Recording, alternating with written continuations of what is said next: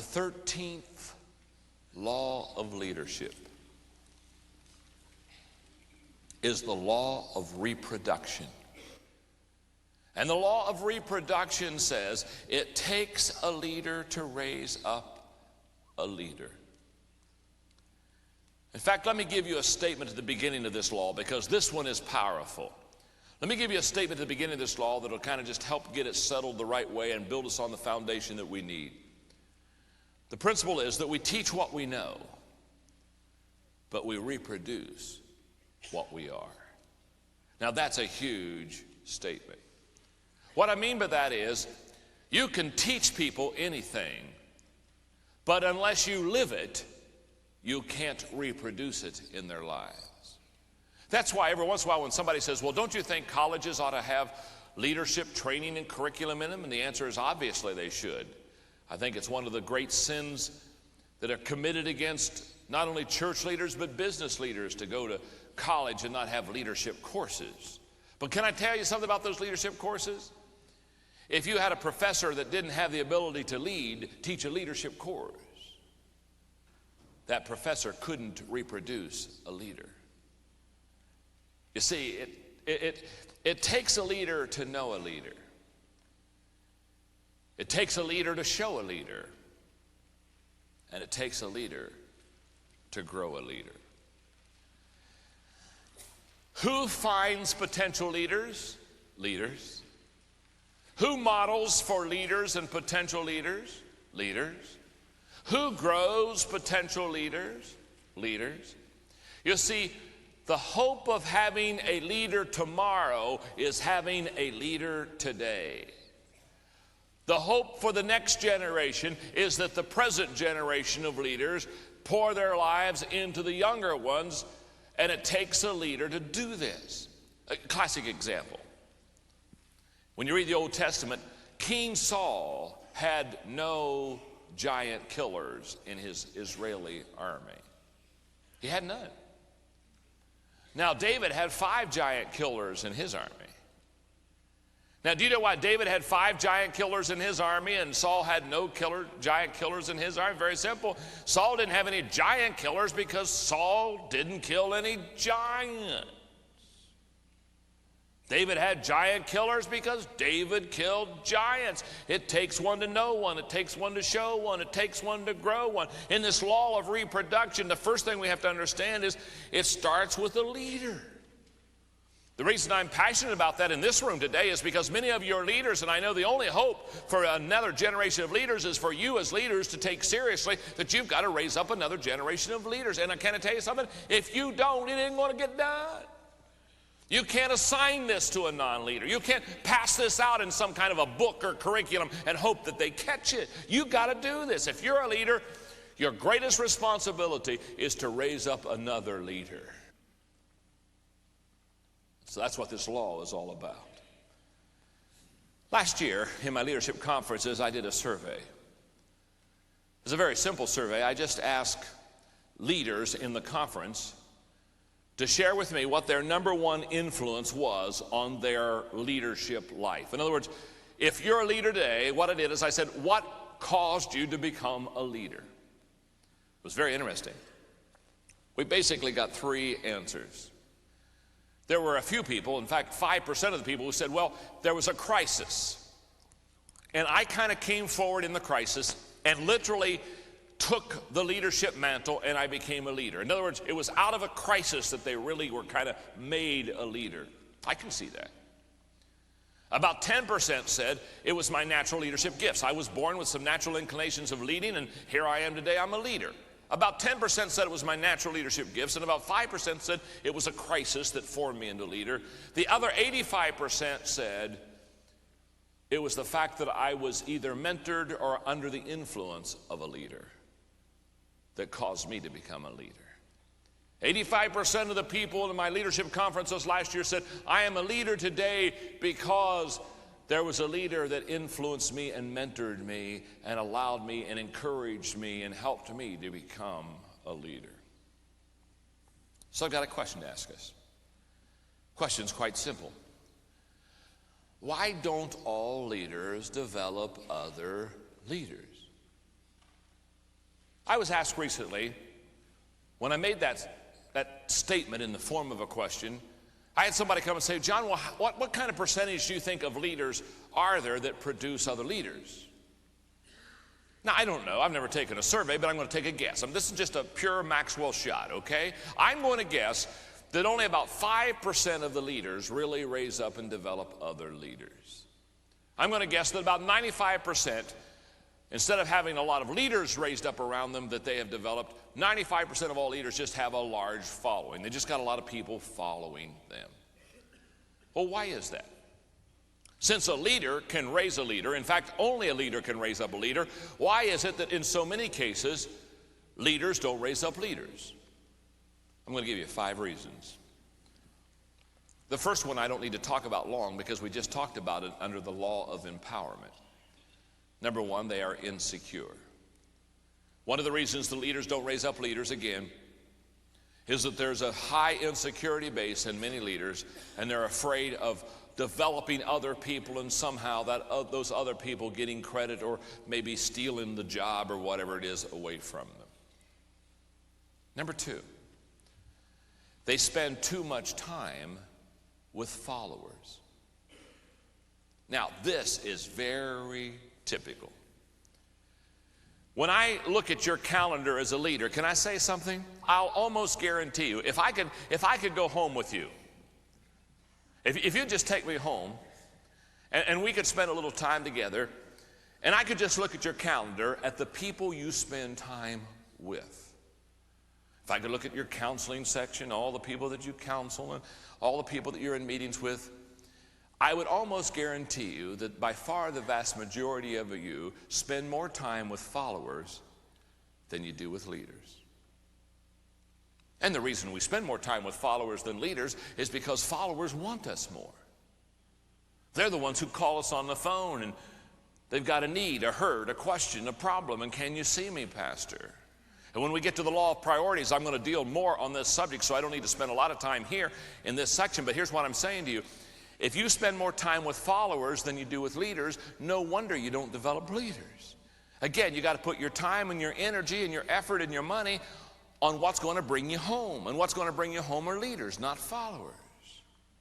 See, what I know is you're the only one that, as a leader, that can probably affect leaders in a positive way, but the other leaders can certainly take care of the rest of the people. I want to encourage you. Let's stop here for a moment. This is one of those places in your workbook where you probably need to make a note to yourself. Make a note to yourself to go home and check your calendar and evaluate who you spend your time with. You're going to find this to be very interesting. Who do you go home and spend your time with? I will almost promise you that you spend a lot more time with followers than you do with leaders. And because of that, you're not developing leaders. And let me just say one more thing before I take you to number 3.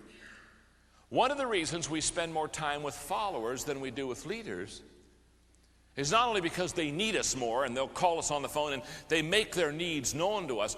One of the reasons we spend more time with followers than leaders is because we're more comfortable with followers than with leaders.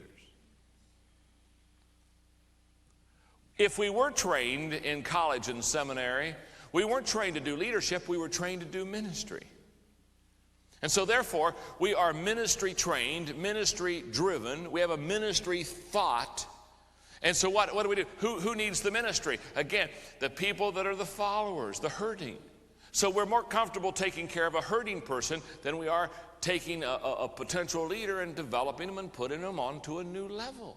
It's not in our comfort zone. We've been trained to do ministry. We haven't been trained to do leaders. Can I tell you something about, I have 3 degrees in this. I have 3 degrees. So I've had enough education to probably last me for about 10 lifetimes. Can I tell you something? Nobody ever trained me to train people. Nobody ever trained me to develop people. Nobody ever sat down and said, John, let me tell you something.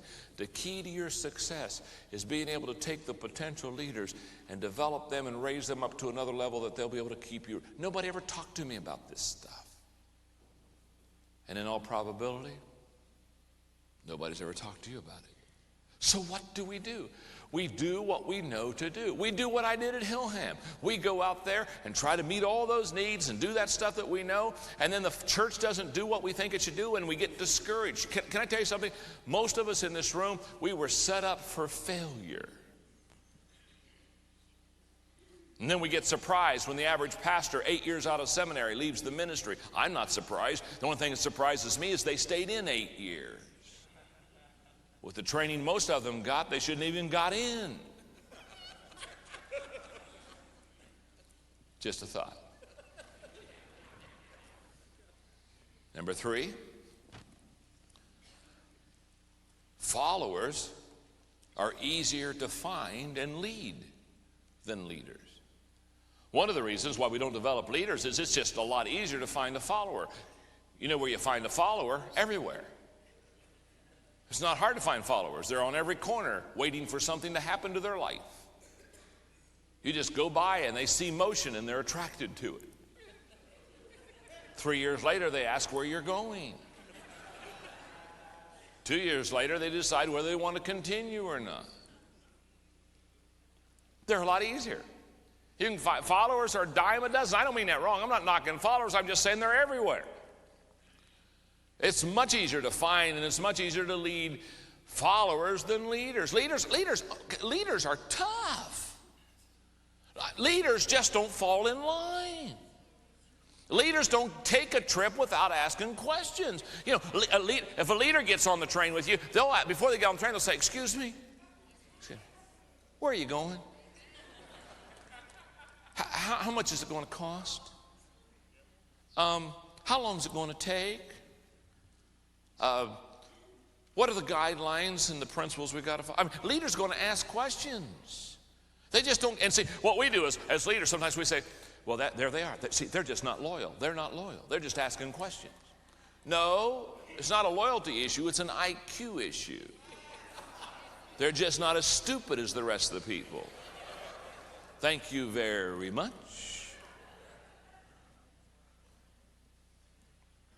I love it. Pastors having church all the time. Have 3 revivals, 2 weekend meetings, Sunday school, Sunday morning, Sunday night, Wednesday night. I mean, they go church. I mean, I don't have a clue. I mean, yeah, you must not have a life. I don't know. And then when people don't come to every service, they say, "Well, they're not faithful." Well, sure, they're faithful. They just got another life. They can't jump every time you say jump. Leaders aren't going to do that. They're not jumping beings. Leading leaders is like herding cats.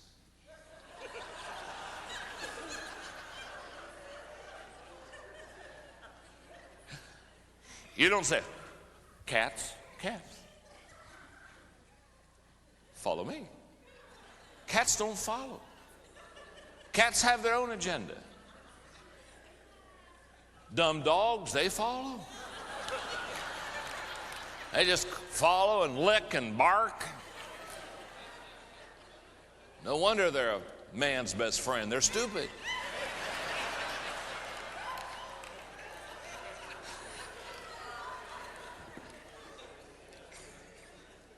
If you're going to lead leaders, guess what? You know what? If you're going to lead leaders, here's some things you got to. If you're going to lead leaders, guess what? You have to know where you're going. And you have got to have already paid the price. And you have to have a passion about it. If you're going to lead leaders, you've got to have some answers to their questions. That's why we've got to grow as a leader, because our only hope of leading leaders is for us to grow as a leader. The fourth reason that we don't develop leaders is that we don't recognize the value of developing leaders. Somehow we seem to think that it's more trouble than it's worth, and so therefore we'd just rather hang around with the followers. And we don't realize the long-term value. In the audio cassette section of leadership, the 22 tapes that I've done an introduction tape and the 21 tapes of the 21 laws.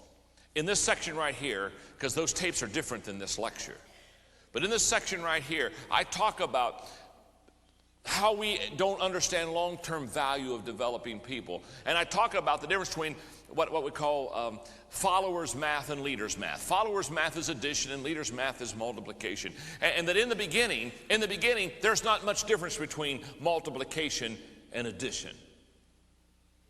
2 plus 3 equal 5. 2 times 3 equals 6. Not much difference. On the front end, there's not much difference between having followers and leaders. In fact, you're saying, I've been spending a year developing these leaders and I don't see a real growth yet in the church. Well, of course not, because in the beginning it's slow. Developing people is slow. We're crock-potting people, not microwaving people. So in the beginning, there isn't much difference. 3 plus 2 is 5, and 3 times 2 is 6. There's not much difference between multiplication and addition. But you just stay with developing people and leaders. There's a lot of difference between 100 plus 4 and 100 times 4. Hello? Anybody home? A lot of difference. But in the beginning, we don't see the value. So we say, I'm not going to make the investment. Number 5. Leadership has been viewed as a competitive effort, not a cooperative one.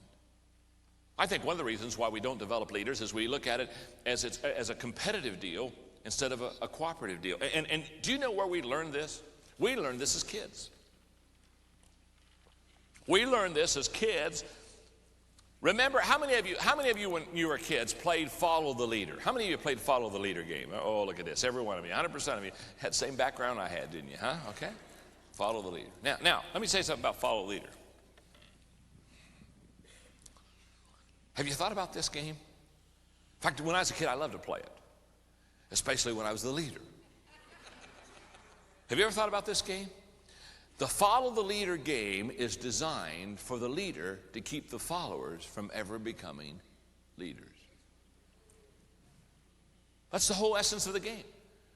The essence of the game is you're the leader. You do everything in your power to keep those followers from getting your leadership position.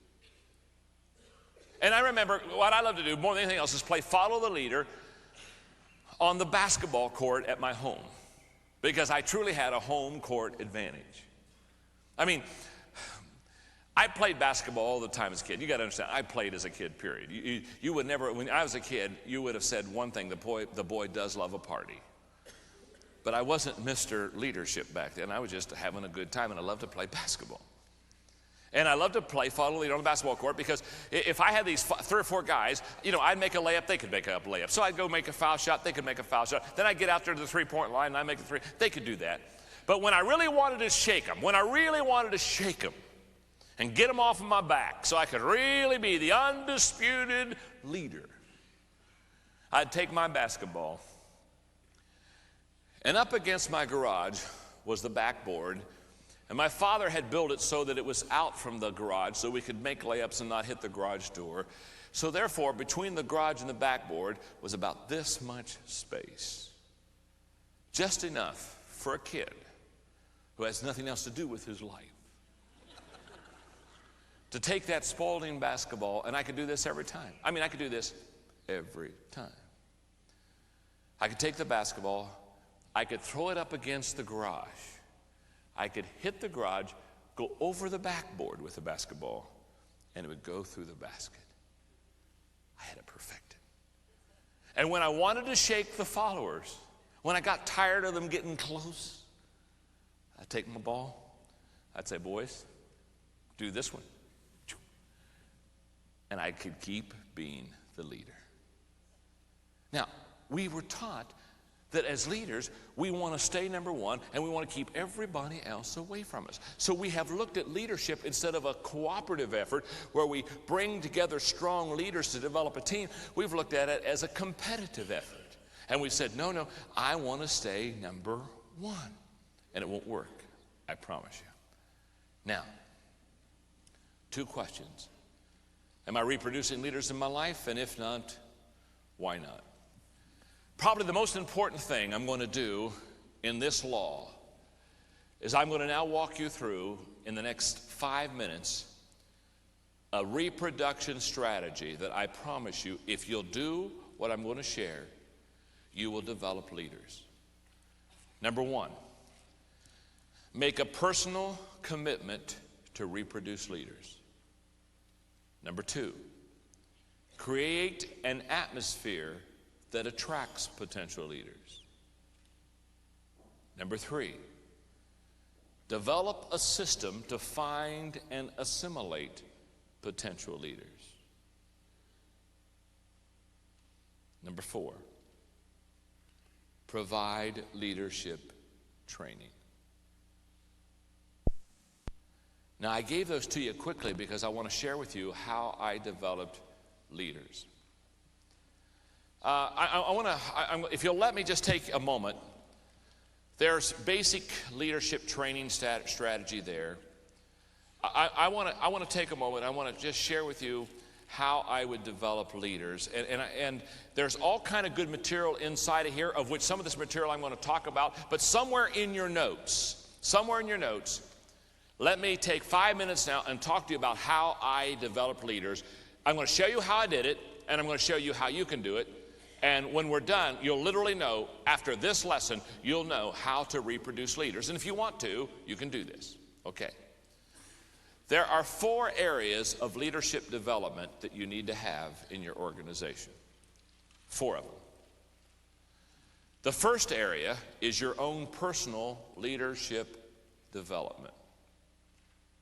In other words, you have to grow yourself as a leader. This growth must be ongoing. In other words, it can't stop after this session. It must continue. Now, I'm going to share with you how to do this. I would encourage you, there are 3 potential resources of which you can draw from to grow yourself. I would suggest strongly that if you're in the church area, in the Christian church area, that you become a member of the Enjoy Life Club and every month listen to my leadership training. It'll come to you on a monthly basis. If you're in the business community, in the business world, join the Maximum Impact Club. Now, there are 2 different leadership lessons, and about 20% of our people belong to both clubs. And you can do that if you want to. You don't have to, because they are 2 different leadership lessons. For example, I just did a Maximum Impact Club lesson that'll come out to you in a few months called The Greatest Gap in the World. It's the procrastination gap.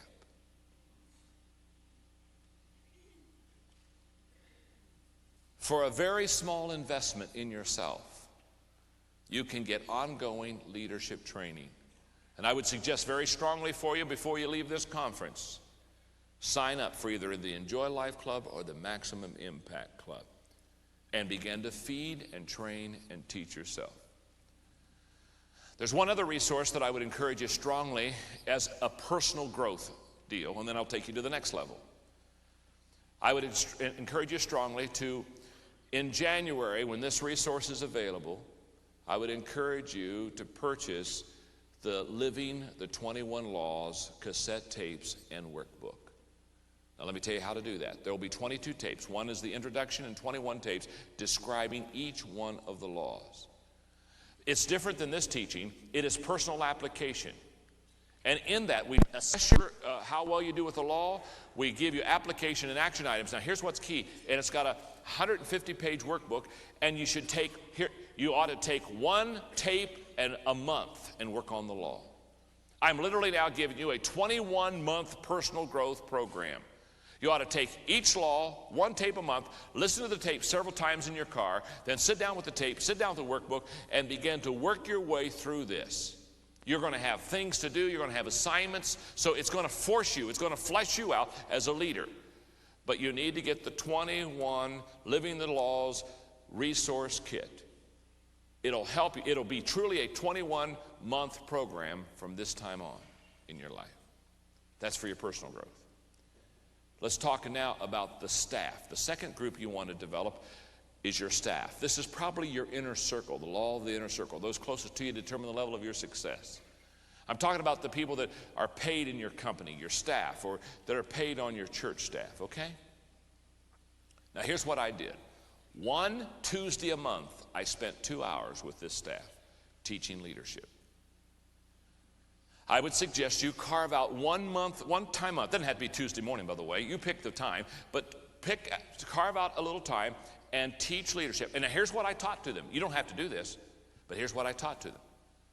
I taught them out of the Enjoy Life Club or out of the Maximum Impact Club. In other words, the tape that you get from me, you can turn around and put that tape right on a table, make outlines for everybody, and you can let me teach the lesson, or if you want to, you can teach the lesson. You can take, in fact, you can take my Enjoy Life Club or Maximum Impact Club, and you can do your own lesson off of it and put your name at the top, and your people will think you thought all these leadership thought.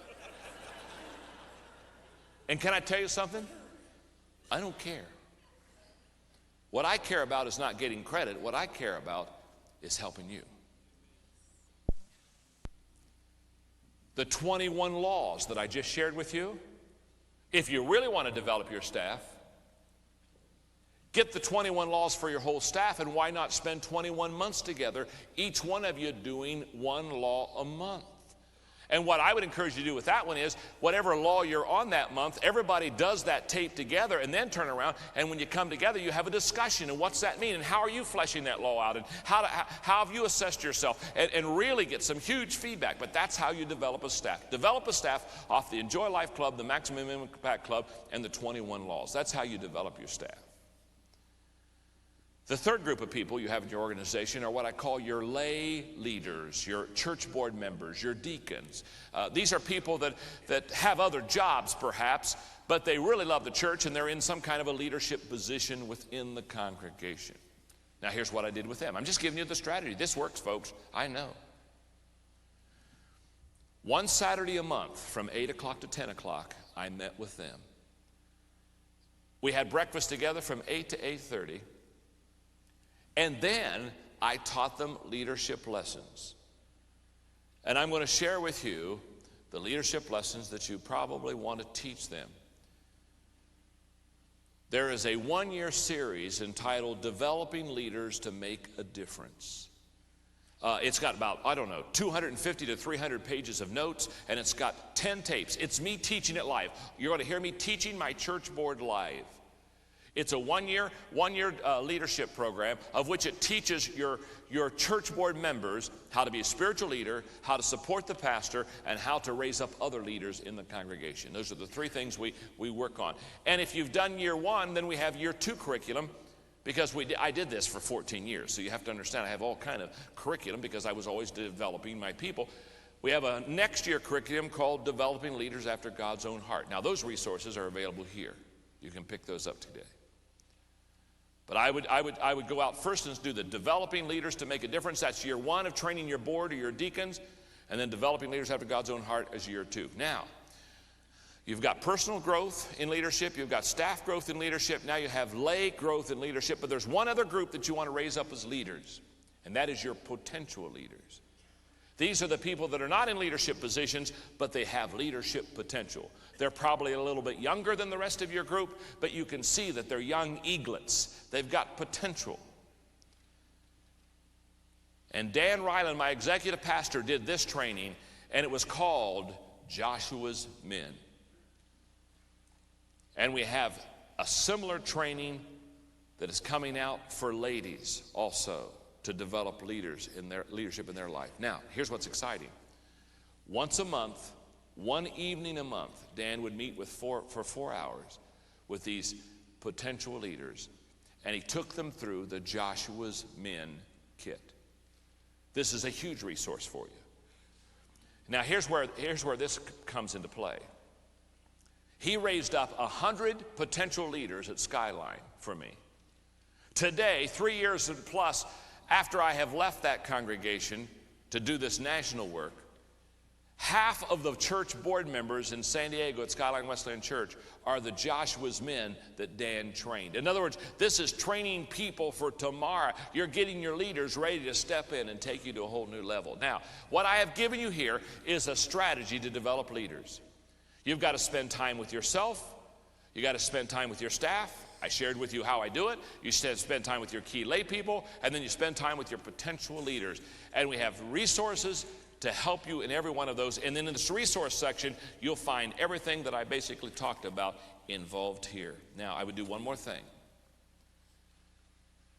I would take every potential leader in your business or your church away for a weekend retreat.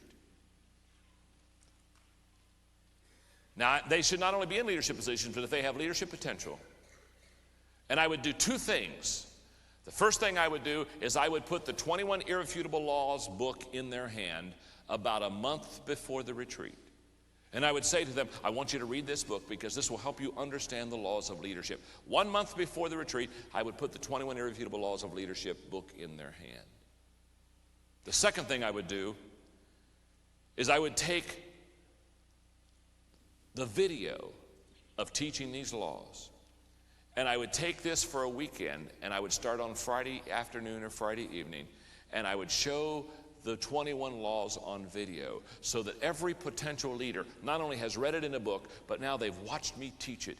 And by the time that weekend is over, your whole understanding among your leaders concerning leadership will have risen incredibly, and you will have jump-started your whole business or your whole church in leadership. Now, what I just gave you was pure gold. What I just gave you is exactly what I would do if I were sitting in your seat today. And if I was a pastor or if I was a businessman, I would take the plan I just put in your hand and I would work it. Think what would happen 1 year from now if you took this strategy and used it in your own life and ministry.